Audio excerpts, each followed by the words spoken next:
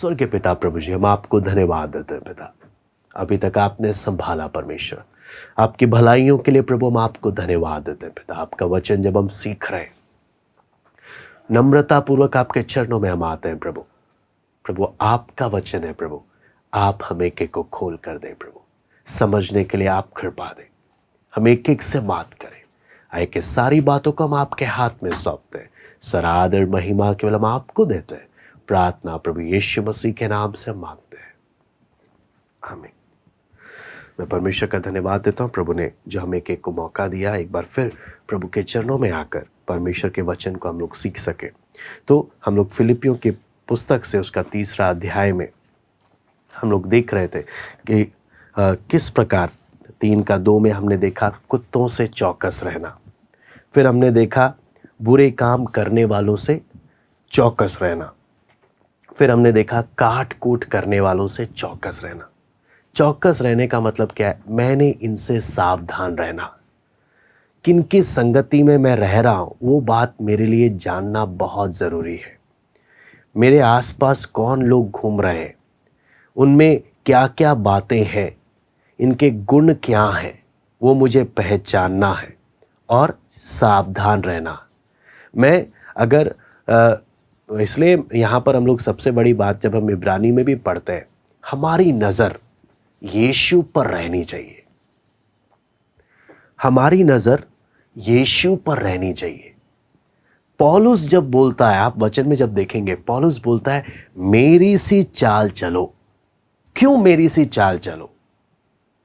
जैसे मैं मसीह की चाल चलता हूं। मतलब आपने मेरा तब तक सुनना है जब तक मैं मसीह के वचन के अनुसार या मसीह के स्वभाव के अनुसार चल रहा हूं।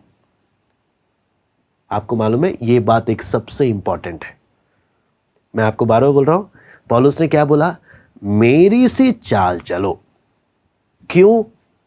जब तक, क्योंकि मैं मसीह की सी क्या करता हूं? चाल चलता हूं। हमने एक एक विश्वासियों को अपने आसपास के लोगों में बस एक बात देखना है, मैं तब तक आपस में एक दूसरे की बात पर सहमति जताऊंगा जब तक वो व्यक्ति प्रभु के वचन के अनुसार चल रहा। जहां वचन से वो दाएं बाएं हट गया, मैं एक अच्छा विश्वासी होने के नाते मैं उसको डांटूंगा कि देखो ये गलत है। दूसरा, अगर वो नहीं माने तो मैं उसको क्या बोलूंगा? मेरी बात का बुरा मत मानना, लेकिन मैं आपके साथ संगति नहीं कर सकता, मैं आपकी इस बात से सहमत नहीं हूं। आपको मालूम है जब हम फिलिपियों की इस पत्री को जब हम पढ़ रहे हैं, उसमें जब सीखते वक्त एक बात आप समझना कि हमारे शरीर को भी अगर एक उदाहरण से हम समझे, एक हमारा शरीर है। आपको मालूम है जब हमारे शरीर में बीमारी आती है, जब हमारे शरीर में बीमारी आती है तो क्या होता है? हमारे शरीर में 2 प्रकार, अंदर एक रेड ब्लड सेल होता है, एक वाइट ब्लड सेल होता है। तो वाइट ब्लड सेल जो क्या करता है, बीमारी से लड़ने के लिए जाता है। तो जब तक बीमारी नहीं आई, ये वाइट ब्लड सेल पूरे शरीर में बस ऐसे ही घूम रहा है। लेकिन जब बीमारी का संकेत आ गया, ये सारे एकजुट मिलकर उस बीमारी से लड़ने के लिए चले जाते हैं। ऐसे समय में अगर कोई वाइट ब्लड सेल में अगर कोई सेल सबके साथ मिलकर काम करने की जगह में अगर वो अकेला घूम रहा है, उसको मालूम है उस सेल को हम क्या बोलते हैं? उसको हम बोलते हैं कैंसर। कैंसर का सेल जो एकजुट मिलकर काम करने की जगह में अलग होकर रह रहा है, उसको हम बोलते हैं कैंसर। मेडिकली इस प्रकार से इसको बताया जाता। तो उसी प्रकार समझना, हम कलीसिया परमेश्वर के लोग हैं, हम सब में एक मन होना है। हम सब में एक मन होना, एक मन। फिलिपियों की पत्री में हम ये बात को सीख रहे हैं। और हमने एक दूसरे के अधीन भी होना है। हो सकता है कई कुछ ऐसी बातें भी होंगी जहां पर मैं किसी के साथ सहमत नहीं हूं उनकी बात से। मैंने उस बात में एक मन रखते हुए मैंने उसको बोलना है, मैं आपकी बात से सहमत नहीं हूं, आप इस बात के लिए प्रार्थना करो कि ये सही है कि गलत है, लेकिन मैं आपकी इस बात से सहमत नहीं हूं, लेकिन फिर भी मैं इस कलीसिया में मैं आपके साथ एक मन में रहूंगा। मैं इस बात में सहमत नहीं हूं, लेकिन फिर भी मैं एक मन के साथ चलूंगा, लेकिन जहां गलत होगा मैं बोलूंगा। और बोलने का तरीका क्या है? मैं उस व्यक्ति को अकेले बोलूंगा, अकेले समझाऊंगा, ये आप देखना। लेकिन अगर मैं बोलूं हाँ यहां पे गलत, तो यहां पे गलत, मैं इनकी बात से सहमत नहीं, इसलिए मैं सबसे ही अलग होकर रहूंगा, सबसे ही अलग होकर चलूंगा, तो आपको मालूम है आप क्या बन जाओगे? आप कैंसर सेल बन जाओगे, जो सबके लिए खतरा बन जाएगा। आप एक कैंसर बन जाओगे, सबके लिए खतरा बन जाओगे। इसलिए बहुत जरूरी है कलीसिया मिलकर हमेशा एक मन के साथ चले, और जहां गलत, मैं अगर किसी बात से सहमत नहीं हूं, खुलकर बोले कि हाँ मुझे इस बात में मैं आपसे सहमत नहीं हूं, मैं आपकी इस बात को नहीं मानूंगा, मैं आपकी इस बात को नहीं मान सकता, मुझे माफ करना। या आप मेरे लिए प्रार्थना करो, अगर मैं ये गलत बोल रहा हूं, प्रभु मेरी मदद करे इस बात को समझने के लिए। अगर आप गलत हैं, आप प्रार्थना करिए, प्रभु आपको खोल कर दे। लेकिन मैं इस बात में क्या नहीं होऊंगा, मैं इस बात में मैं सहमत नहीं हूं। ये बोलना मेरा फर्ज बनता है। अगर मैं ये बात बोलूंगा नहीं, मन में रखकर चलूंगा, आपको मालूम है कलीसिया में मेरे अंदर मिसअंडरस्टैंडिंग आ जाएगी, कड़वापन आ जाएगा, बहुत कुछ बातें आ जाएंगी। और जब ऐसा होगा, मैं सबके लिए और अपने लिए भी एक कैंसर बन जाऊंगा। मैं बार बार बोलता हूं।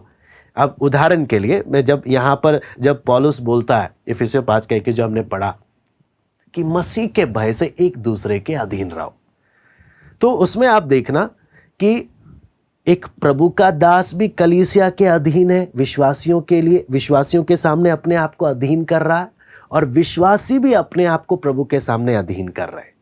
क्यों? आप देखना, अगर इन दोनों में से कुछ भी अगर ऑर्डर बिगड़ा, नुकसान क्या होगा?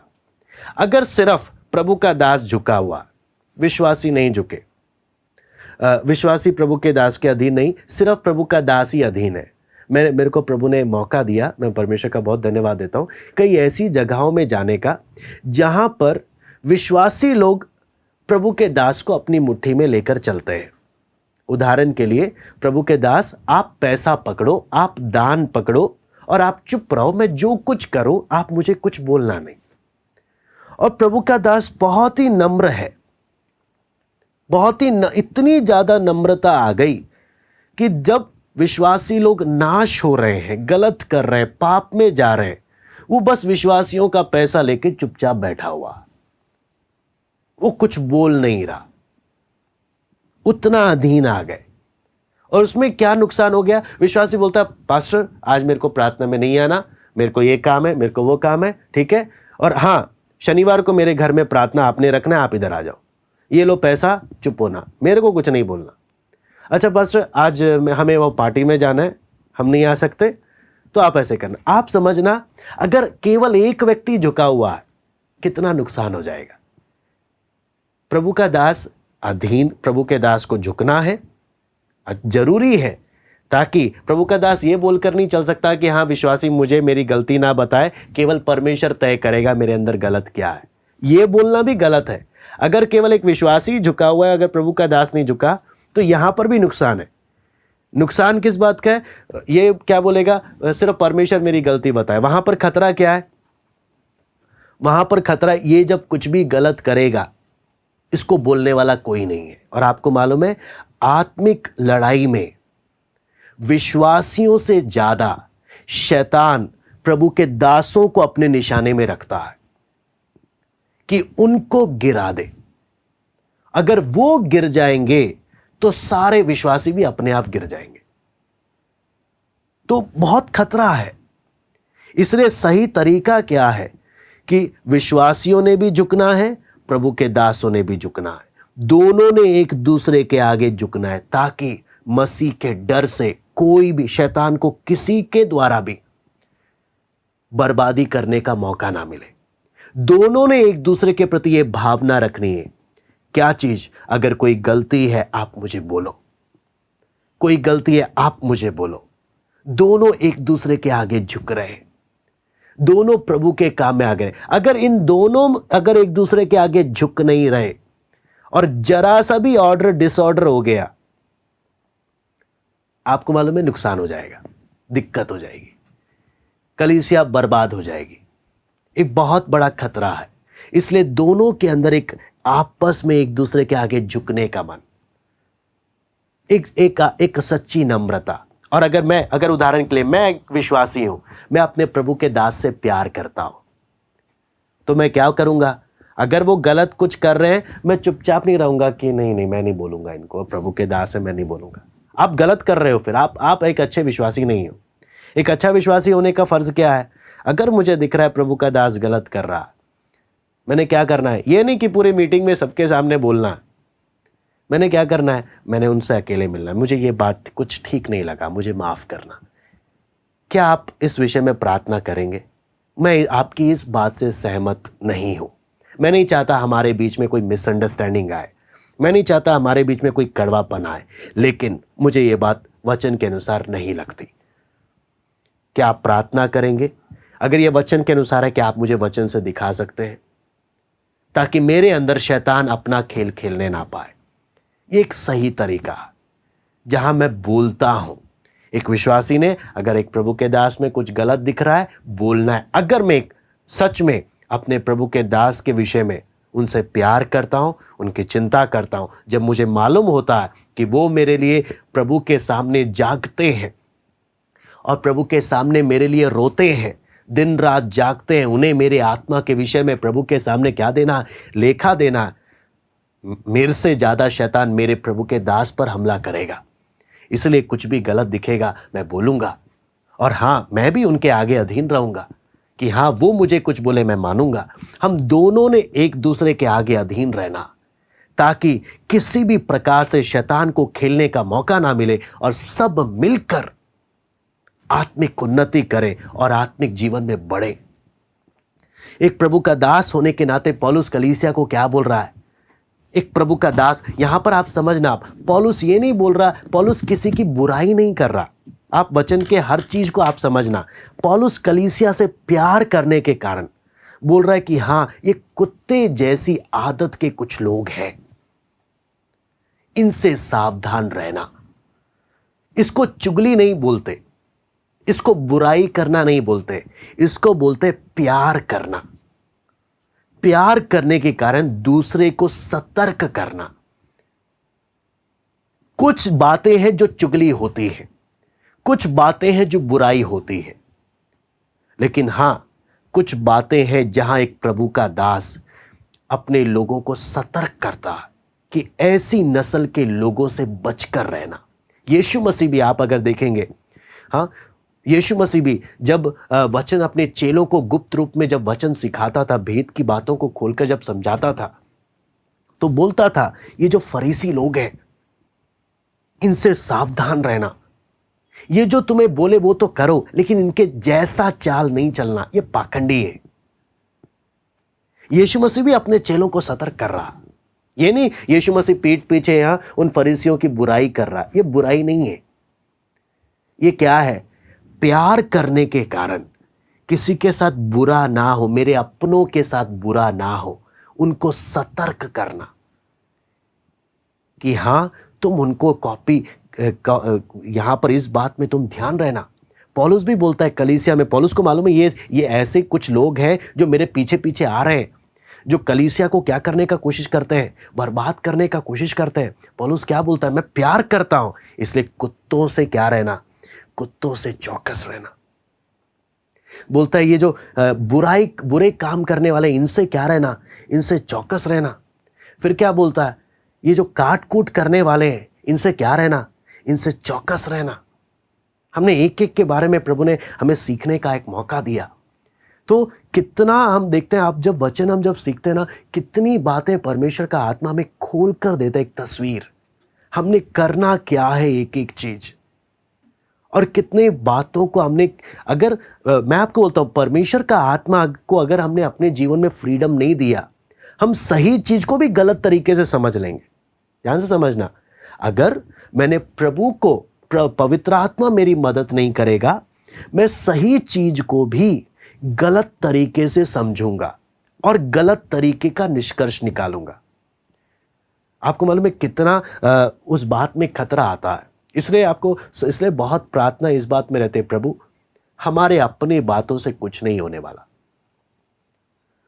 मेरी भी प्रार्थना है, प्रभु मैं कितना भी कुछ बोलूं, मेरे अपने बोलने से कुछ नहीं होगा। अगर तू बात करेगा तो एक व्यक्ति की आत्मिक उन्नति होगी। प्रभु अगर तू बात नहीं करना चाहता, वचन बंद, अब बैठ के बस प्रार्थना करेंगे और हम लोगों के लिए बस क्या करेंगे, प्रार्थना करेंगे। अगर तू बात करना चाहता है तो हम अपना मुंह खोलेंगे, क्योंकि आज सबसे बड़ी जरूरत क्या है, परमेश्वर बोले तो बोलो, परमेश्वर नहीं बोले तो चुप रहो, उसी में भलाई है। अपना दिमाग नहीं ले रहा, क्योंकि अपने बोलने से कुछ नहीं होता। उसी प्रकार हम और आप भी, हम जब भी बैठे, हमारी भी प्रार्थना क्यों नहीं, प्रभु तू बात करे तो क्लास अटेंड करने का कोई फायदा है। अगर तू बात ना करे, वचन सुन के ऊपर से चला गया, क्या फायदा होगा। इसलिए हम प्रार्थना में, क्लास में भी जब बैठते हैं, हम उस मन से हम बैठते हैं, प्रभु तू मेरी हालत जानता है, सामने वाले को नहीं मालूम मेरी हालत क्या है, तू जानता है, तू बात कर, ताकि वचन को जिस तरीके से मैंने समझना है उस तरीके से मैं समझूं और वचन के द्वारा मैं तेरे करीब आऊं। नहीं तो अगर परमेश्वर दया ना करे तो मैं सही वचन भी गलत तरीके से समझ लूंगा और गलत निष्कर्ष पर उतर आऊंगा। इसलिए बहुत हर चीज में क्या है, प्रभु की दया। हम प्रभु के बिना अपने दम से, ना तो मैं आपको बता सकता हूं कुछ, ना आप समझ सकते हो।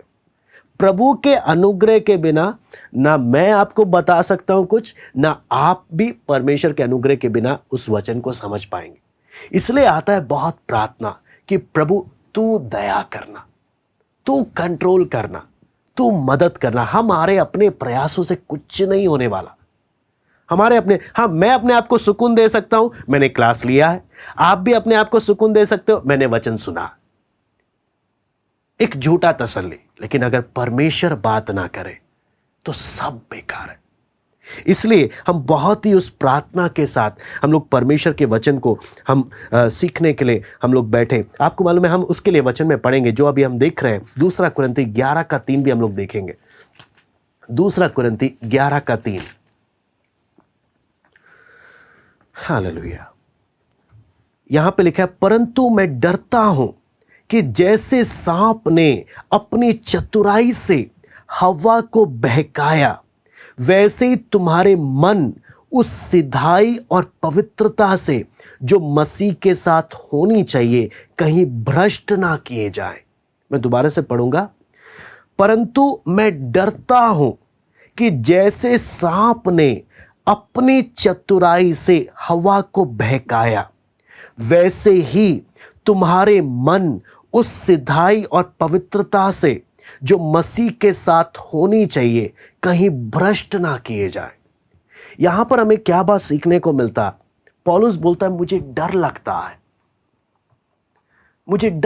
है कि तुम्हारा जो प्रभु के साथ जो मन का सिधाई और पवित्रता होना चाहिए, कहीं ऐसा ना हो शैतान आके उसे भ्रष्ट कर दे। हम सीधे मन से चलने के जगह हम टेढ़े बन जाए। आपको मालूम है, ना केवल संसार दुनिया में जब हम देखते हैं, कई बार मैं इस बारे में सोचकर बहुत हैरानी होता है कि आप जब न्यूज़ में आप देखेंगे ना, कई लोग जब डिबेट करने आते हैं, इतने अच्छे तरीके से झूठ बोलते हैं कि सामने वाले को लगेगा ये सच ही बोल रहा है। इतने एक्सपर्ट तरीके से, इतना ऐसे उसका बोलने का झूठ भी इतना प्रोफेशनल ढंग का होता है। आप किसी बिजनेसमैन को देख लो जो अपना माल बेचने के लिए करता है, इतने प्रोफेशनल ढंग से झूठ बोलता है, इतने प्रोफेशनल ढंग से कि जो व्यक्ति समझता नहीं है वो बड़े आसानी से उनके जाल में फंस जाएगा, बड़े आसानी से। और दुनिया को जब देखते हैं, इतना धोखा खा खा कर दुनिया ने भी बहुत धोखा खाया, बहुत धोखा खाया। क्यों? एक से एक प्रोफेशनल है, लोगों को क्या बनाने के लिए? बेवकूफ बनाने के लिए। तो आपने और मैंने बहुत इस बात पर ध्यान है, पौलुस क्यों कलीसिया को चेतावनी देता है, क्यों पौलुस कलीसिया में एक एक वैरायटी के लोगों के बारे में बोलता है कि ऐसे लोगों से बचना, ऐसे लोगों से बचना, ऐसे लोगों से। क्यों पौलुस बोलता है मुझे डर लगता है? मैं दो काम कर सकता हूं। मैं बोल सकता हूं कि क्यों मैं परमेश्वर की कलीसिया को चौकस करूं। हाँ, परमेश्वर की कलीसिया है ना, प्रभु आप संभाल लेगा, जिसको आना आओ, जिसको जो करना है करो, ये प्रभु का है, मेरा थोड़ी ना है। मैं एक रखवाला हूं, मैं एक चरवाहा हूं, और मैं प्रभु ने जिन्हें मुझे दिया, मैं उनसे जान से बढ़कर प्यार करता हूं। इतना प्यार जब करता हूं, मुझे डर भी लगता है मेरे अपनों के साथ बुरा ना हो जाए। परमेश्वर ने जिन्हें मुझे जिम्मेवार जिनको ठहराया, मुझे उनके प्रति डर लगता है। प्रभु इनके मसीह जीवन में, ये प्रभु सीधे मन से और पवित्रताई से तेरे साथ चले। मैं ये नहीं चाहता ये मेरे को देखते रहे। आपको मालूम है, एक सच में एक परमेश्वर के दासों का एक सबसे बड़ा एक समर्पण क्या होता है? यूहन्ना क्या बोलता है? वो बढ़े मैं घटूं, वो बढ़े मैं घटूं। हमारी एक ही प्रार्थना, प्रभु लोग हमें भूल जाएं, हमें कोई दिक्कत नहीं, कोई हमें कभी याद ना रखे, कोई दिक्कत नहीं। लेकिन प्रभु एक बात से डर, जिनसे हम इतना प्यार करते हैं, जिन्हें तूने हमें चरवाह के रूप में ठहराया, प्रभु शैतान कलीसिया में घुसकर इनको फाड़ ना डाले, इनके सीधेपन को टेढ़ापन ना बना दे। प्रभु बस इसी बात से डर लगता है। और इसलिए कलीसिया को पौलुस क्या लिखकर बोलता है? मुझे डर लगता है, मुझे डर लगता है। आप समझना, मुझे डर लगता है। क्यों डर लगता है? मुझे चिंता है, मुझे डर लगता है। क्यों डर लगता है? मैं प्यार करता हूं, आंसू बहाता हूं, रोता हूं, मुझे डर लगता है। इसलिए मैं क्या बोलता हूं? मुझे डर लगता है। जैसे सांप ने अपनी चतुराई से हवा को बहकाया, वैसे ही तुम्हारे मन उस सिधाई और पवित्रता से जो मसीह के साथ होनी चाहिए, भ्रष्ट ना किए जाए। आपको मालूम है भ्रष्ट कब हो जाता है? भ्रष्ट कब आ जाता है? आपको मालूम है कलीसिया में जब हम उस बात को जब समझते हैं, तो जब कलीसिया में प्रभु के साथ चलने का लक्ष्य छोड़कर, जब हम प्रभु के साथ का संबंध एक बस एक क्या बोलते हैं, लोगों को दिखाने वाला पाखंड बन जाता है, तब एक डर आ जाता कि ये बहुत टेढ़े हैं, टेढ़े, और इतने टेढ़े एक्सपर्ट कि सामने वाले को बड़े आसानी से बेवकूफ बना देंगे। आपको मालूम है होशे में जब हम पढ़ते हैं, परमेश्वर दुख के साथ एक बात बोलता है, इन्होंने मेरा मंदिर ये लोग बना रहे हैं, लेकिन ये मुझ सृष्टिकर्ता को भूल गए, मुझ सृष्टिकर्ता को भूल गए। आप फरीसियों को अगर आप देखेंगे यीशु मसीह की उस घटना में, तो वहां पर आप देखेंगे फरीसी लोग और याजक लोग क्या बोले? पिलातुस, हम तेरे राजभवन में नहीं आएंगे, हम अशुद्ध हो जाएंगे। लेकिन हां, यीशु मसीह का लहू, एक निर्दोष का लहू हम पर और हमारी संतान पर पड़े। पाखंड देखे आप, कैसे पाखंड घुस जाता है, कितना डर लगता है। प्रभु, इसलिए पौलुस क्या बोलता है? मैं प्रभु के कलीसिया को मैं क्यों सतर्क करता हूं?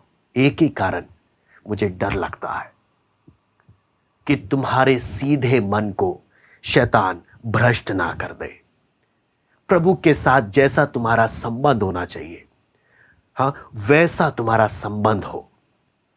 टेढ़ापन और चालाकी कलीसिया में आने नहीं देना। उस बात के विषय में पौलुस सतर्क करता है। इसलिए यहां पर जब हम देखते हैं अगला पौलुस, जब हम फिलिपियों में हम जब आते हैं, अगली बात जो यहां पर बोलता है तीसरी आयत में, यहां पे लिखा है क्योंकि खतना वाले तो हम ही हैं जो परमेश्वर के आत्मा की अगुवाई से उपासना करते हैं और मसीह यीशु पर घमंड करते हैं और शरीर पर भरोसा नहीं रखते। अगर हम इस बात को अगर हम देखें तो यहां पर एक जांचने का विषय है। जांचने का विषय क्या? खतना वाले तो हम ही हैं। हम ही बोलने का मतलब, इसको समझने के लिए कुलुस्सियों 2 का 11-12,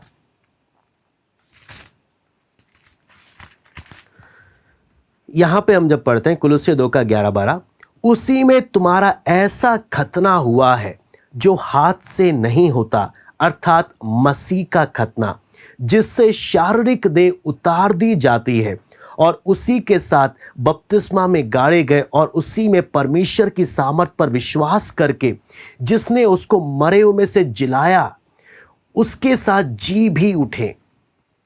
यहां पर जब हम परमेश्वर के वचन में जब देखते हैं तो पौलुस जब बोलता है आत्मिक खतना, शारीरिक खतना नहीं, ये यहूदी लोग, जब आपको मालूम है यहाँ पर जब देखते हैं जिन कुत्तों से चौकस रहने के बारे में यहाँ पे लिखा है, ये लोग क्या बोलते थे, अगर आपका उद्धार पूरा होना है तो आपने यहूदी विश्वास, यहूदी धर्म को आपने अपनाना होगा और आपने अपना खतना कराना होगा, तभी जाकर होगा। तब पौलुस कलीसिया को बोलता है असली खतना हमारा हुआ है, मसीह में जो खतना हुआ है, जो हमारे हृदय का खतना हुआ है, जहां पर हम शारीरिक देह को उतार देते हैं। बोलने का मतलब हम शारीरिक रीति से जीवन नहीं बिताते, हमारा असली में हुआ है। इसलिए इसको समझने के लिए रोमी 2 का 28 और 29 हम पढ़ेंगे। रोमी 2 का 28 और 29, यहां पे लिखा है क्योंकि यहूदी वो नहीं जो प्रगट में यहूदी है और ना वो खतना है जो प्रगट में है और देह में है, पर यहूदी वही है जो मन में है और खतना वही है जो हृदय का और आत्मा में है, ना कि लेख का। ऐसे की प्रशंसा मनुष्य की ओर से नहीं परंतु परमेश्वर की ओर से होती है। पौलुस यहां पर कलीसिया को समझा रहा कि तुम इन लोगों की बातों में नहीं आना। ये मेरे पीछे पीछे चलते हुए आ रहे हैं, यरूशलेम में भी थे, अंताकिया में भी आए मेरे पीछे पीछे गड़बड़ी डालने। ये जहां जहां मैं जा रहा हूं ये मेरे पीछे पीछे आकर कलीसिया में फूट डाल रहे हैं। पौलुस क्या बोलता है, इसलिए मैं तुम लोगों को समझा रहा हूं कि तुम इस बात पर ध्यान देना। ये जब तुम्हें बोले खतना कराओ तभी उद्धार होगा, मैं बोलता हूं नहीं, हमारा खतना उनसे कई गुना बढ़कर है, क्योंकि हमारा परमेश्वर की ओर से आत्मा में हुआ है। वो बात पौलुस यहां पर इनको समझाता। और आगे जब बोलता है, आगे जो जांचने का विषय क्या आता है, क्या हमारी आराधना सही है? हमारी आराधना क्या हम आत्मा में, यहां पर जब फिलिपियों में हम जब पढ़ते हैं 3 अध्याय में, फिलिपियों 3 अध्याय में जब हम पढ़ते हैं वहां पे साफ साफ एक बात लिखा है। पौलुस बोलता है कि जो वो खतना वाले तो हम ही हैं जो परमेश्वर के आत्मा की अगुवाई से उपासना करते हैं। मेरी आराधना परमेश्वर का आत्मा के अनुसार, मतलब अगर इस बात को अगर हम देखें कि मेरा प्राइवेट लाइफ, मेरा गुप्त जीवन और मेरा बाहर का जीवन, दोनों में आत्मा का वो अगुवाई होना। मेरी आराधना सिर्फ कहां तक स्थिर नहीं रहनी है, सिर्फ प्रार्थना भवन तक स्थिर नहीं रहनी है या मेरे प्रार्थना के समय तक नहीं, मेरे बाहर के जीवन में भी वो आराधना का झलक दिखना चाहिए। आत्मा का आराधना, क्या मेरा आराधना सही है या सही नहीं है? फिर अगर अगली बात जो पौलुस यहाँ पे बोलता है वो क्या बोलता है, हम जो खतना वाले तो हम ही हैं जो परमेश्वर के आत्मा की अगुवाई से उपासना करते हैं, और बोलता है मसीह यीशु पर घमंड करते हैं, शरीर पर भरोसा नहीं रखते। बोलते हैं असली बात क्या है? असली बात क्या है? मुझे अपने भले कामों पर मैं निर्भर नहीं हूं जो शरीर के अनुसार है, और मेरे पास घमंड करने के लिए कुछ भी नहीं है। अगर कुछ बात है तो केवल मसीह कि मुझ नीच का उसने उद्धार किया।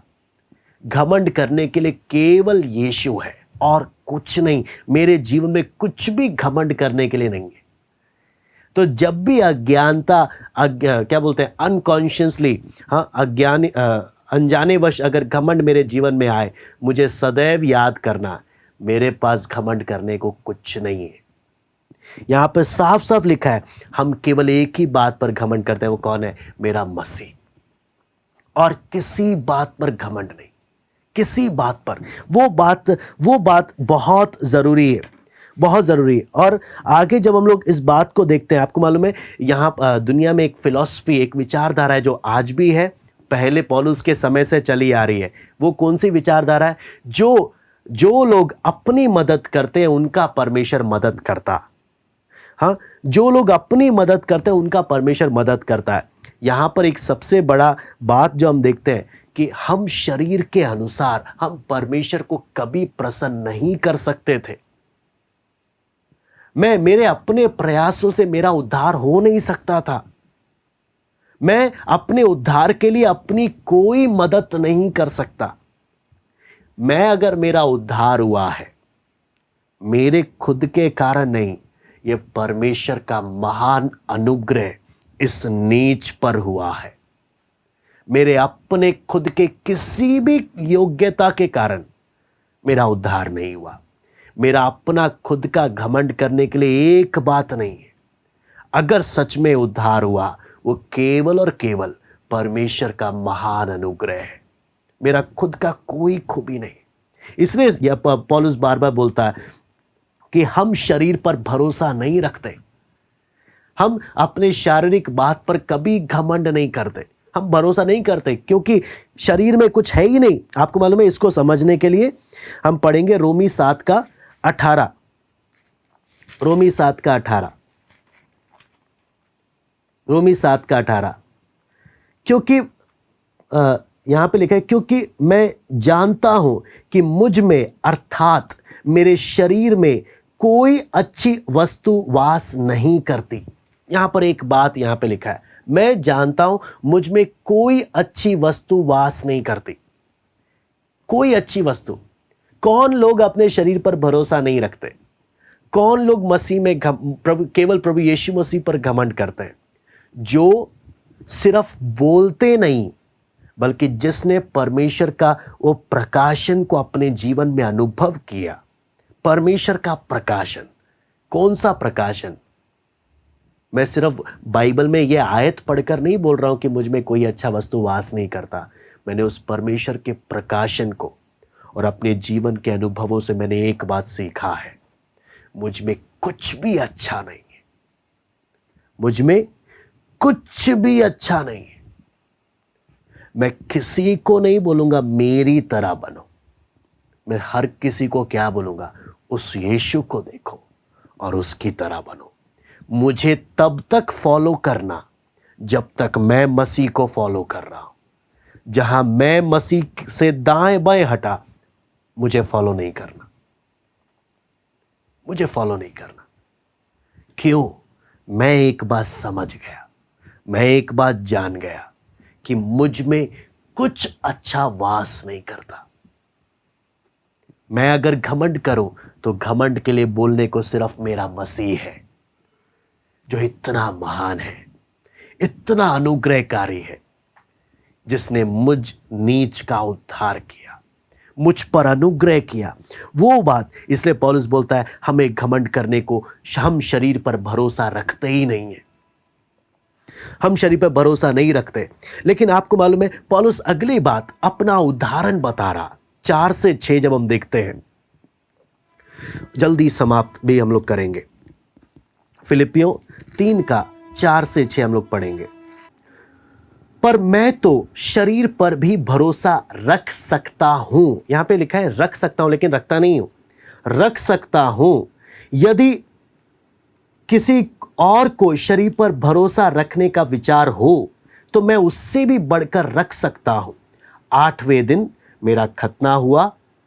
इज़राइल के और बिन्यामीन के गोत्र का हूँ, इब्रानियों का इब्रानी हूँ, और व्यवस्था के विषय में यदि कहो तो फरीसी हूँ। उत्साह के विषय में यदि कहो तो कलीसिया का सताने वाला, और व्यवस्था की धार्मिकता के विषय में यदि कहो तो निर्दोष था। इस बात को जब हम ध्यान से पढ़ते हैं तो मैं चाहूँगा इस बात को समझने के लिए, आपको मालूम है मैं 9 तक पढ़ना चाहूँगा इसको और थोड़ा सा अच्छे समझने के लिए। परंतु जो जो बातें मेरे लाभ की थीं उन्हीं को मैंने मसीह के कारण हानि समझ लिया है, वरन मैं अपने प्रभु मसीह यीशु की पहचान की उत्तमता के कारण सब बातों को हानि समझता हूँ, जिसके कारण मैंने सब वस्तुओं की हानि उठाई और उन्हें कूड़ा समझता हूँ, जिससे मैं मसीह को प्राप्त करूँ और उसमें पाया जाऊँ, ना कि अपनी उस धार्मिकता के साथ जो व्यवस्था से है, वरन उस धार्मिकता के साथ जो मसीह पर विश्वास करने के कारण है और परमेश्वर की ओर से विश्वास करने पर मिलती है। मैं आपको एक बात, इसको एक प्रभु यीशु मसीह ने, आपको मालूम है, अनमोल मोती का एक दृष्टांत बताया था। अनमोल मोती, द पेर्ल ऑफ ग्रेट प्राइस, उसी से संबंधित मैं आपको उस बात को समझने के लिए मैं बताना चाहूँगा कि जब एक व्यक्ति जब बाजार से जा रहा था, उसके पास जेब में बहुत सोना चांदी रखा हुआ था, लेकिन बाजार से गुजरते वक्त उसने देखा काफ़ी चीज़ों को, लेकिन कुछ भी ऐसा था नहीं, ध्यान समझना, कुछ भी ऐसा था नहीं कि वो अपना सोना चांदी दे और उसे ले ले। लेकिन जाते जाते एक जगह उसको एक ऐसा कीमती, अनमोल, सबसे कीमती चीज जब उसे दिखा, तो जब वो उसे लेने गया तो आपको मालूम है, उससे मालूम चला ये इतना महंगा है कि इसे अपने जेब का सारा सोना चांदी देना पड़ेगा, वो भी कम पड़ जाएगा, इसे अपना घर भी बेचना पड़ेगा, इसे अपना सब कुछ बेचना पड़ेगा, तब जाकर वो उसे खरीद सकता। सवाल ये है, क्या ये चीज इतनी कीमती है कि मैं अपना सब कुछ दांव पर लगा दूं, या ये उतना कीमती नहीं है? सवाल यहां पर आता। लेकिन उस व्यक्ति ने जब उस चीज की कीमत को, जब वो चीज कितना कीमती है, जब उसने उस बात को समझा, आपको मालूम है उसने क्या किया? उसने अपने जेब में रखा हुआ सारा सोना चांदी, अपना घर, अपना सब कुछ बेच दिया ताकि उसे खरीद ले।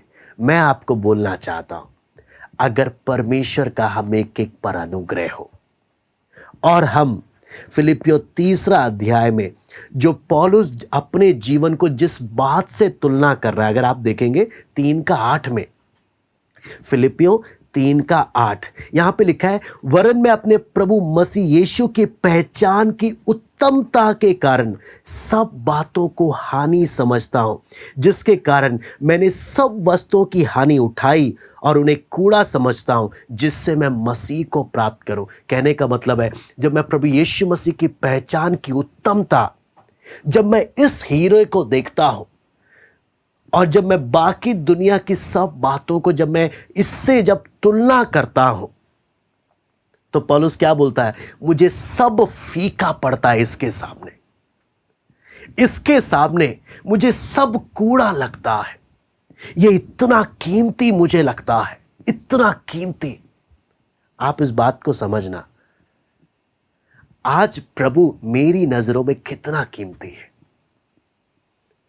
मेरी नजरों में कितना कीमती है, आप समझना, उतना ही प्रकाशन आपको मिला है।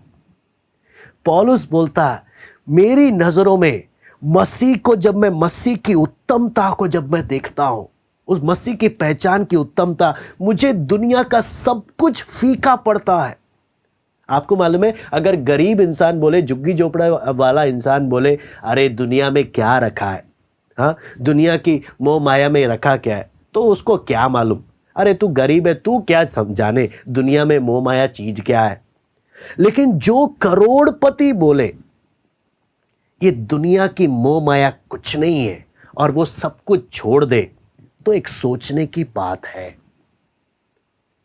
इसके पास सब था, इसने छोड़ दिया। ऐसा क्या इसको मिल गया? ऐसा क्या? या तो ये पागल है, मेंटली प्रॉब्लम है, इसको साइकेट्रिस्ट के पास जाना चाहिए, या सचमुच इसको ऐसा कुछ कीमती चीज मिला है जिसके कारण इसने वो सब कुछ छोड़ दिया और सब कुछ को कूड़ा समझता है। आप समझना उस बात को।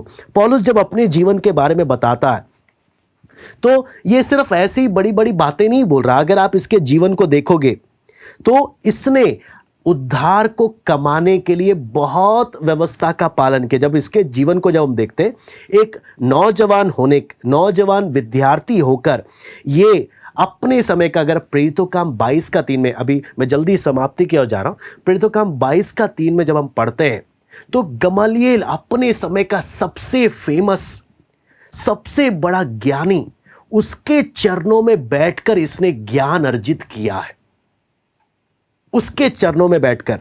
और यहूदी, और इसका जो करियर अगर आप देखें, एक अच्छा अगुवा, एक अच्छा लीडर बनने का इसका अच्छा करियर है, एक अच्छा स्कोप है कि एक बहुत बड़ा एक ज्यूइश लीडर बन सकता है ये।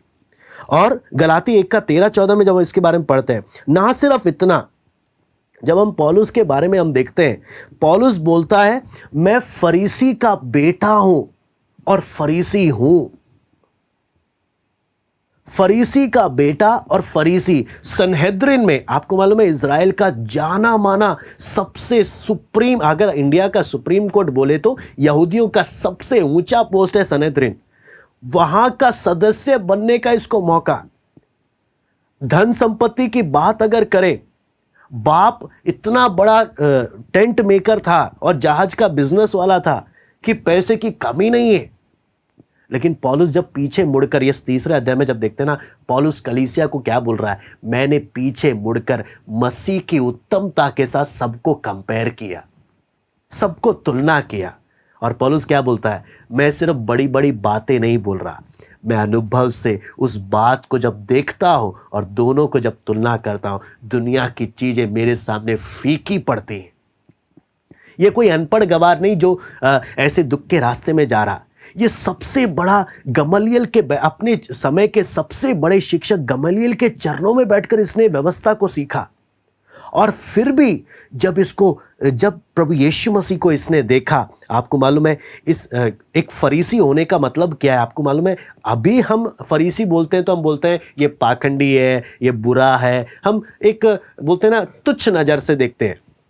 लेकिन पौलुस के दिनों में एक फरीसी कहलाने का मतलब क्या है?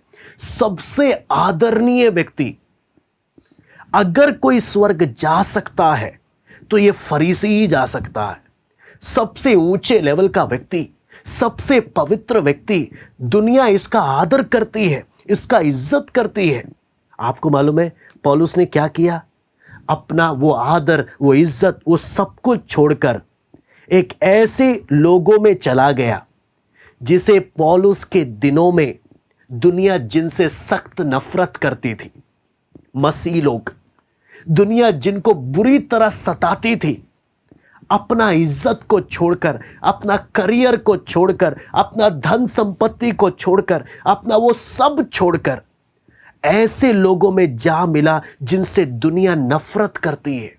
क्यों? पौलुस क्या बोलता है? दुनिया, तुम वो नहीं देख सकते जो मैं देख पा रहा हूं।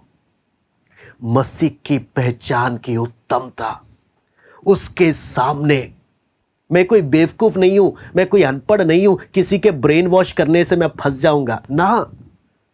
मैं जब उस बात को समझता हूं, वो मसीह की उत्तमता, फिर ये दुनिया की सब बातें मुझे फीकी लगती हैं। वो बात आप समझना पौलुस क्या बोलता, उस बात को आप समझना। यहां पर जब परमेश्वर के वचन में जब देखते हैं पौलुस क्या क्या बात बोलता है, उस बात से हम जल्दी हम आगे बढ़ेंगे। और यहां पे 4 आयत में बोलता है, 5वीं आयत में मैं जल्दी उससे आगे बढ़ूंगा। बोलता है 8वें दिन मेरा खतना हुआ है। 8वें दिन खतना होने का मतलब क्या है? मैं वो व्यक्ति नहीं हूं जो क्या बोलते हैं, अन्य जातियों के समान मेरा आपको मालूम है अन्य जातियों बाद में जब विश्वास में आते हैं, यहूदी धर्म को अपनाते हैं, तो बड़े उम्र में वो लोग खतना कराते हैं। बोलते हैं मैं ओरिजिनल सही 8वें दिन। अब यहूदी लोगों को जिनको पौलुस कुत्ते बोल रहा है, जिनको काट कूट करने वाले, बुरे काम करने वाला है, पौलुस उनको भी समझा रहा है एक बात, मैं एक असली यहूदी हूं, ओरिजिनल। आपको मालूम है एक यहूदी घमंड करता है किस बात पर, कि हम परमेश्वर के चुने हुए हैं। क्यों? वाचा का चिन्ह है कि 8वें दिन हमारा खतना हुआ है। पौलुस बोलता है दुनिया की नजर में, हे यहूदियों, मेरा भी 8वें दिन खतना हुआ है। कोई ऐसा वैसा मैं व्यक्ति नहीं था कि जो बाद में आकर यहूदी धर्म को अपनाकर खतना किया। मेरा भी 8वें दिन खतना हुआ है। और अगली बात जब पौलुस जब यहां पर बोलता है, तो बोलता है इज़राइल का वंश का हूं। आपको मालूम है कई लोग सामरी लोग भी थे, है ना, और कई ऐसे लोग भी थे जो यहूदी धर्म को अपनाने के कारण उन्होंने अपने बच्चे का 8वें दिन खतना करा दिया। तो अगर उनका वंशावली चेक करें तो प्योर यहूदी नहीं है, वो प्योर इजरायली नहीं है। पौलुस क्या बोलता है, अगर शरीर की बात करो, प्योर मैं इजराइल का वंश का हूं, प्योर। घमंड करने की अगर तुम लोग बात करते हो, मैं प्योर इजरायली हूं, और प्योर मेरा 13वां दिन या बड़े होने पर मेरा खतना नहीं, 8वें दिन ही मेरा खतना हुआ। और आगे बोलता है मैं बिन्यामीन के गोत्र का हूं। बिन्यामीन के गोत्र का बोलने का अर्थ क्या है? याकूब के बेटों में, याकूब की पत्नी में राहेल, जिससे याकूब बहुत प्यार करता था, उसके 2 बेटों से बहुत प्यार करता था, उस बिन्यामीन के गोत्र का हूं मैं। और अगर दाऊद के समय में देखें, जब अबशलोम दाऊद की जान के पीछे भागा था, तब बिन्यामीन का गोत्र ही दाऊद का वफादार था। तो बोलने का अर्थ क्या है? और बिन्यामीन के गोत्र से ही इज़राइल का सबसे बड़ा राजा आया, सबसे पहला राजा आया। बोलने का मतलब क्या है? मैं बिन्यामीन के गोत्र का हूं, मैं प्योर यहूदी हूं। घमंड करने के लिए मेरे पास कहने को बहुत कुछ है। और ना सिर्फ इतना, बोलता है व्यवस्था इब्रानियों का इब्रानी, प्योर यहूदी, इब्रानियों का इब्रानी हूं। और आगे बोलता है व्यवस्था के विषय में यदि कहो तो फरीसी हूं। अगर व्यवस्था का पालन करने के बारे में बोलूं तो मैं एक फरीसी हूं, व्यवस्था की बारीकियों को जानता हूं, गमलीएल के चरणों में बैठकर सीखा हूं। अच्छा फरीसी हूं मैं एक फरीसी हूं। उस समय में सबसे आदरणीय पोस्ट है एक फरीसी का। स्वर्ग अगर किसी को देखा जाए, एक फरीसी जाएगा उस समय के भाषा में। बोलते हैं मैं एक फरीसी हूं अगर व्यवस्था के विषय में बात किया जाए। और आगे जब बोलते हैं उत्साह के विषय में यदि कहो तो कलीसिया का सताने वाला। आपको मालूम है एक फरीसी को, और उस समय जब यहूदियों को जब शिक्षा दिया जाता था, बोलते थे ना सिर्फ आपने सच्चाई को अपनाना है, अगर कहीं गलत हो रहा है तो उसके विरुद्ध आपने अपनी आवाज को उठाना है। तो पौलुस क्या बोलता है? अगर जलन की बात हो, उत्साह की बात हो व्यवस्था के विषय में, परमेश्वर के विषय में, मैं इतना जलन रखता था कि मैं पूरे यरूशलेम, दमिश्क, हर जगह जाकर मसीहों को इतना सताता था, जेल में डालता था, मारता था। कहने का अर्थ क्या है?